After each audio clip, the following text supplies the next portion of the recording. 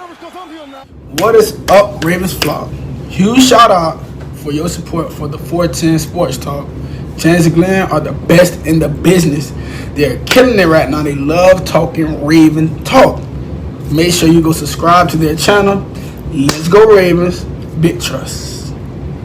Welcome in, everybody, to another episode of 410 Sports Talk. James Haskell, along with my co-host Glenn Martin, and we're really excited to talk to you. Well, actually, no, let me back up. We're excited to be here with you guys. We're not excited necessarily about the topic that this video is gonna talk about, but we're here to talk about the injury of J.K. Dobbins. A lot of unknowns right now, and I want to preface our entire video with the fact that we're going to break down the preseason game 3 tomorrow, but more importantly, we're going to get into like our 53-man roster tomorrow and the preseason as a whole, what we think the outcome of all of that will be. So hold on tight till tomorrow. You know, we got the best fans and viewers and community in the world, so hold on till tomorrow. But right now, Glenn, we're here to talk about J.K. Dobbins. Didn't look pretty. And I don't want to be a doctor here. All I want to do really is talk about the impact on the team of his potential absence and how we go forward as a team, because we haven't heard anything yet. John did say in his presser he's having tests tomorrow, and that's really it. He didn't say anything else. Yeah, I wouldn't expect John to get into any details, but right. The thing that, I mean, first of all, he put no weight on it after the injury. It looked like he hyperextended it, like the toe of his cleats got stuck in the dirt, and then he got hit from the front and forced the knee to bend the opposite direction. And he put no weight on it when he was helped off the field. And then, of course, he was eventually loaded onto a cart on the sideline, showing more so that he had, no ability to put much weight on that, if at all. So disappointing, especially when you consider what he was doing before he got hurt. I mean, he was out there, he was balling. I mean, he only had 2 carries, but he turned it into 15 yards. Yep.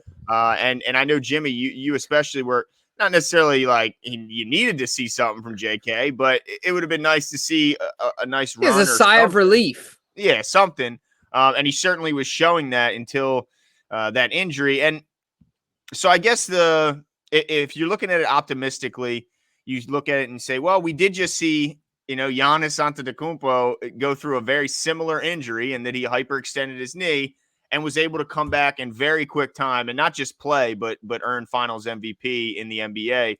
So I guess if you're a multi-sport fan, then you could at least draw some comparisons there, and that give you some optimism. But for me, when I saw the teammates coming over to JK when he was on the cart, getting ready to drive off and giving him words of encouragement, that's usually for a big time injury. When you see, a good group of his teammates coming over individually and saying, keep your head up, basically stuff like that. Usually that means he's going to be gone for a while. So that's very disappointing. It's obviously upsetting. But it certainly opens the door for some other guys. Now, these guys aren't as talented as J.K. Dobbins. There's no doubt about it.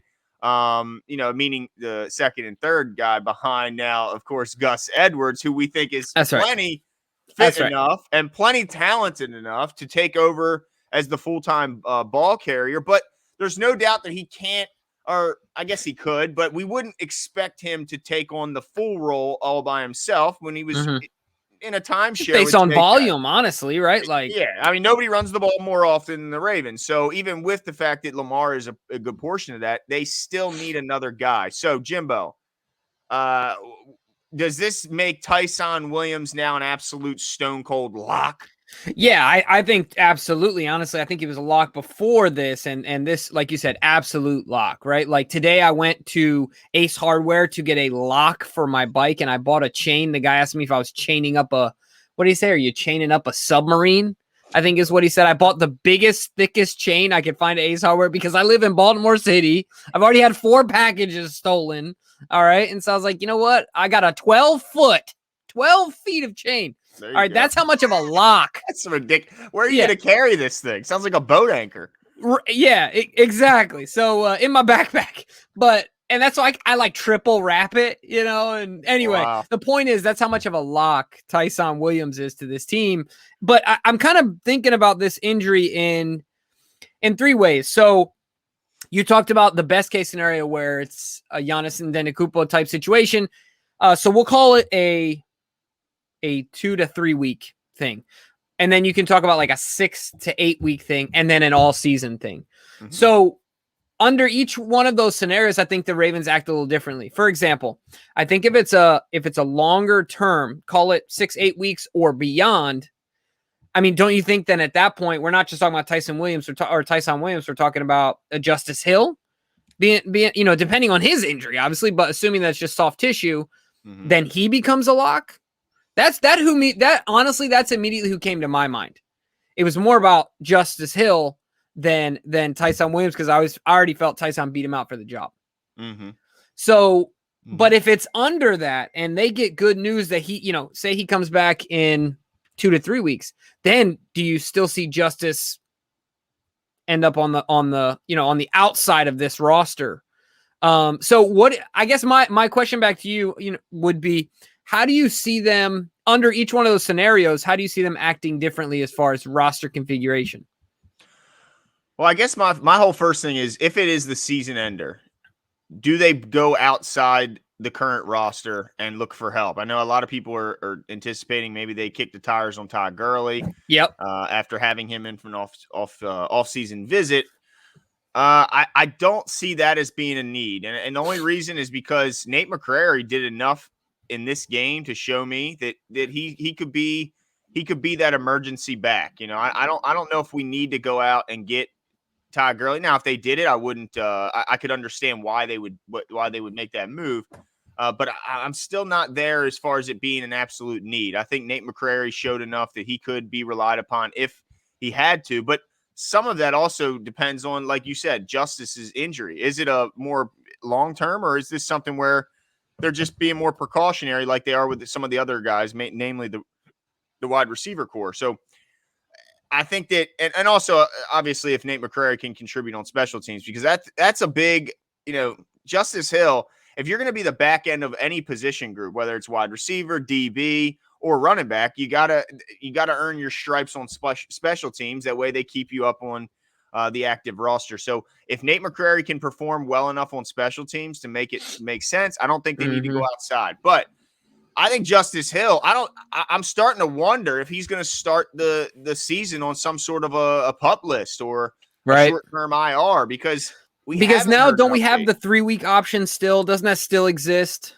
Yeah, exactly. I don't know if I don't know if it's an unlimited list, or if I guess I'd have to look that up, because I know there was some, there's that PUP list where you can designate one guy to return and you can do certain things. Right. But I don't know if that's an unlimited group or if it has, certain limitations there. But,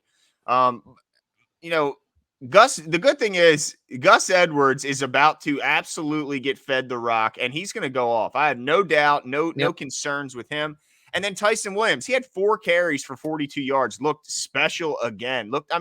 That stop and the reverse. Yeah, he changed the direction and then had the acceleration to get to the edge and make. And we've never seen Justice Hill do that. Absolutely not. And then even on the impressive touchdown throw from Tyler Huntley, where he rolled out to the right and found Tomlinson back across the middle. You're talking about that block, right? Williams stepped up and made the block that allowed him the opportunity to go out there. And that was kind of one of the question marks around Tyson Williams, is can he go in there and pass protect if he's in there on third down? And at least on that play, he showed he could do it. And in the reports coming out of the Carolina practices were that he was impressive in that area down there as well. So I think right now they're okay. But obviously, if you're losing J.K. Dobbins, who a lot of people picked to have a breakout season, had a fantastic year last year, led the league in yards per carry as a running back.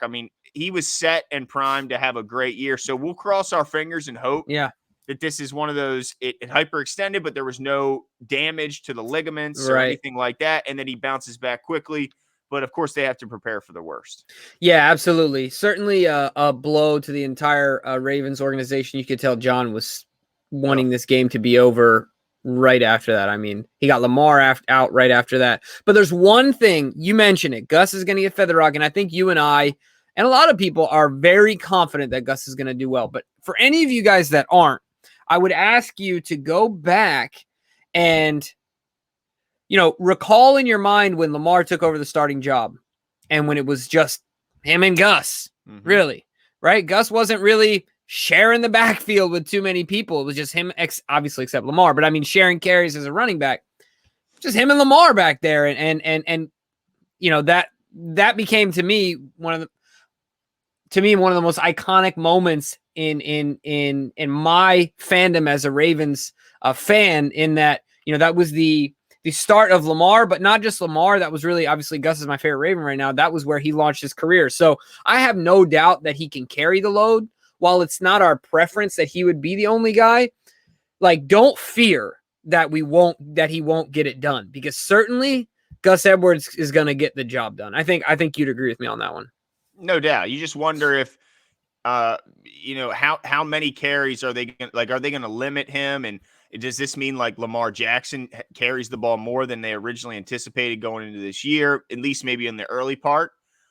Because, I mean, they have to find a way to make sure that they don't into the ground, right? We don't want a case where Gus Edwards, through fatigue, ends up having an injury himself, which is something we haven't seen from him. It's not like it's ever, we never had that concern with him thus far, but it's certainly possible if you increase his workload too much that he could end up with a nagging injury, and we don't want to see that because as much as we love Tyson Williams and we've been impressed with him thus far, I'm not so sure if I'm willing to or ready to, turn over the reins to the offense if Gus were to go out and JK is still recovering from the knee. So it changes some things. There's no doubt about it. I mean, I think it was interesting when we saw Ben Mason go back there and try his hand at running back. I think he looks like a fullback running the ball is basically the way I would basically categorize him. I don't think he's going to be taking over for any running back, but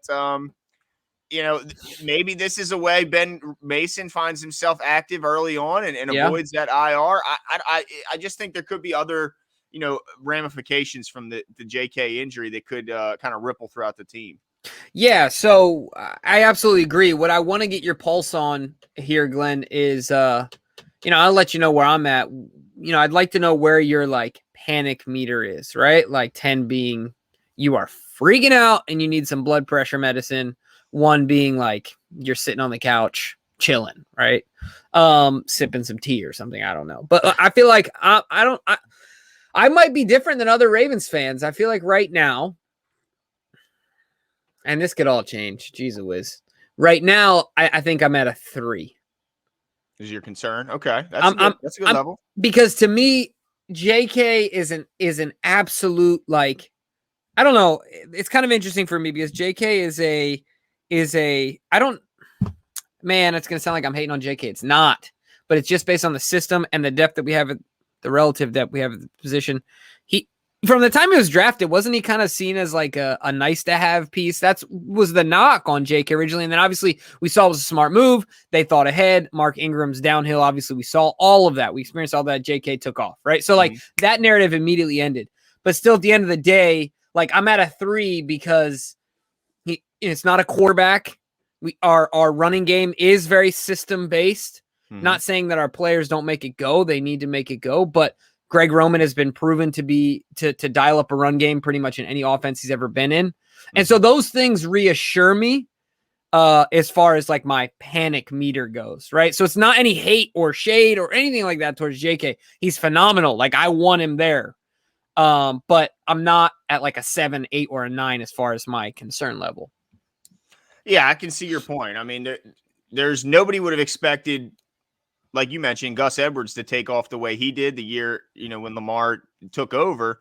So can we also kind of look at Tyson and say, well, maybe he could be the next Gus in that regard? And I think you've made those comparisons before. So maybe it's not the end of the world. Now, I think they definitely lose some of that home run speed that JK brings. I don't think Tyson or Gus can match the speed of JK. No. I don't think there's a doubt there. But of course, they got a lot of speed in the backfield with Lamar Jackson, and that threat always will remain there. So I'm not. So if I had to grade my panic meter, see, it's interesting because I'm so encouraged by the offensive line returning, and getting out there and playing so well. I mean, you look at the rest of that game, the Ravens absolutely dominate. Like if you're the Washington football team, you should feel pretty bad about coming out of this game and getting I mean, absolutely manhandled in no matter what unit was out there, it was bad news bears for the Washington football team. So when you look around as a team, you got to feel really encouraged. Still disappointed about JK, but like you mentioned, this isn't like this isn't like the Barry Sanders Lions where if Barry goes out, what do we do? I mean, Right. what else can we do? I think there's still some options there. Now, we need to see this receiving core get back healthy, because then it's a lot of skill positions on offense that are dinged up right now. Good to see the Hogs back out there, no doubt about it. But a lot of receivers are on the shout. Your number 1 or 1A running back, however you want to call it, is now going to be out. So that part's a little concerning, but I do agree with you. I still have confidence in the offense. I still think it's going to still put up crazy rushing numbers, and I'm still hopeful that the passing game can progress like we were expecting to when camp started. But it's a little bit of a wait and see process, I guess, now. Yeah, and I guess the way that I would summarize my point is just simply, like, I would be more concerned if it were a Mark Andrews. Oh yeah. Then once again, still concerned about JK, right? Like I mentioned, I'm not at a 1 here, certainly not at a 1, but I feel like based on the system and like I said, Greg can dial it up with me and you back there, right? Like, I don't know, maybe he's not that good. Maybe you, not a chance. I would get railroaded. Oh my gosh, could you imagine? Oh, bad news. Remember when the water boy, they bring in the towel boy? That would be me. Oh, that would totally just cut right in half. But yeah, I mean, at the end of the day, we're still positive that JK turns it around. Like, we haven't heard anything. Like I said at the outset, we're not trying to be doctors or anything like that. But hopefully the tests come back positive tomorrow. Mm-hmm. And I think even if it's if he misses, in the best case scenario, even if he misses a few weeks, we absolutely have the horses to get the job done and not miss a beat. Obviously, there will be a difference in the team if we're talking a long-term injury. But at the end of the day, I still think that we know, and people blame Greg for this. We run the ball too much, but heck, we know Greg Roman can run the rock. I mean, just watch every game. I mean, look at that game. He just ran right. I feel like the first drive, he was like, let me just open my playbook. I mean, look, Tyson Williams averaged 10.5 a carry, and Gus averaged 13.5, and JK averaged 7.5 until he got dinged up. Now, Good thing Nate McCrary left the game, like I mentioned earlier, with the ankle, and I was getting a little worried then, because now you're getting real thin. But good to see him get back out there, still running strong. Looked like he had a bit of a limp, but not enough to get him out of that important game. So it was nice to see McCrary with some toughness there, because look, if you're going to play in the NFL, you're going to have to play through some nicks and some injuries, and he showed some toughness there, no doubt. Yeah, and the last thing, I love watching that kid put his foot in the ground and cut uphill. I mean, upfield. Oh, it's just so fun.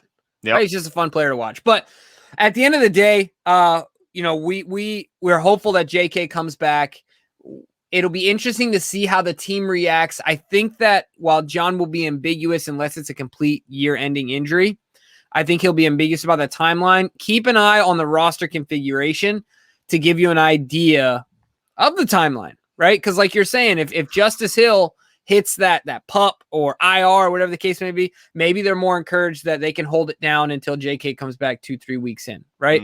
But if it's an 8-10 week thing, maybe they limp Justice Hill along. And I think there'll definitely be some differences depending on his injury. So keep your eye on that. Yeah, maybe not listen to Harbaugh's response. Watch how they respond on the roster. That's a good point. Yeah, absolutely. And let us know all your thoughts below. Are you guys as confident as us that Gus Edwards is going to get the job done, and Tyson Williams and Greg Roman, but really Gus is going to get it? Let us know all your comments below, and we'll talk to you guys soon.